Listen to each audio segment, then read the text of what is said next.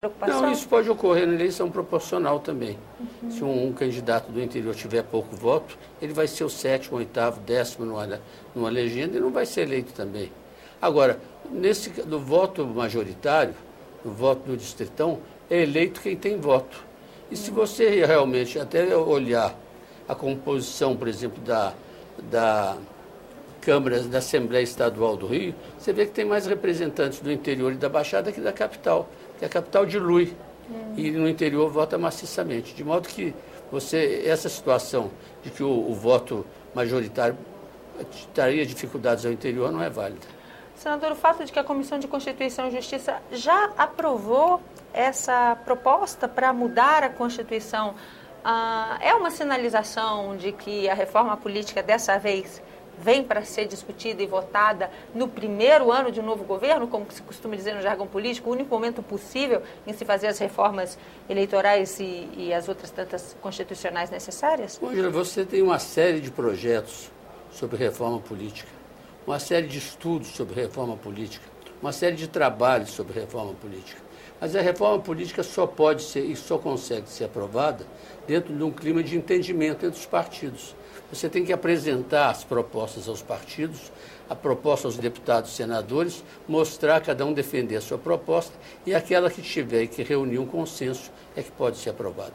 Agora, com essa comissão que o Senado se propõe a fazer para estudar a reforma eleitoral, assim como a própria Câmara, que parece que também já anunciou uma intenção de fazer uma iniciativa semelhante, projetos como esse vão ser compilados, então, para dentro dessa discussão, senador? Ou o senhor acha que dá para ir discutindo paralelamente matérias assim?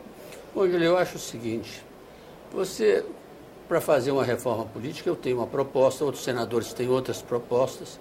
Então, antes de você trabalhar em cima de um texto, você tem que procurar as lideranças, os partidos e dizer, essas são as propostas, essas são as ideias que existem sobre reforma política.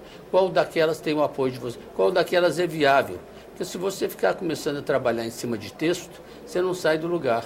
De modo que você tem que procurar, com as diversas lideranças, se aceita o distritão, se aceita a mudança do calendário eleitoral, você aceita o voto não obrigatório, você aceita a coincidência de mandatos.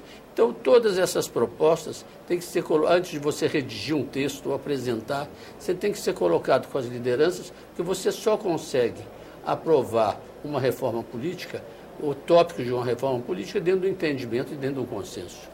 Eu quero aproveitar, já que o senhor falou das várias propostas, para perguntar sobre uma outra proposta de emenda à Constituição de sua autoria para fazer com que as eleições estaduais, ou seja, de governadores e deputados estaduais, aconteçam juntamente com as eleições municipais, isolando a discussão em esfera federal. Por que essa sua iniciativa, senador? Olha, eu acho que nós devíamos separar as eleições federais das eleições estaduais e municipais.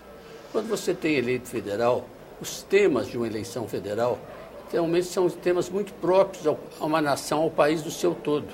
E quando você tem, ao mesmo tempo, uma eleição federal, por exemplo, para presidente, na mesma data de um governador, uma influi sobre outra.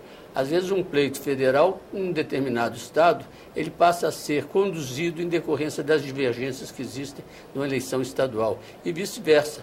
Uma eleição estadual pode ser modificado o resultado de uma eleição em decorrência de uma posição forte de um candidato federal. Ou seja, o presidente da República pode influenciar a eleição do governador ali, como os governadores também, a disputa de governo do Estado, pode influenciar a votação de um candidato à presidência da República. E a gente vem vendo, assistindo isso acontecer, não? E tem certas situações que você viu nessa última eleição, e vem todas.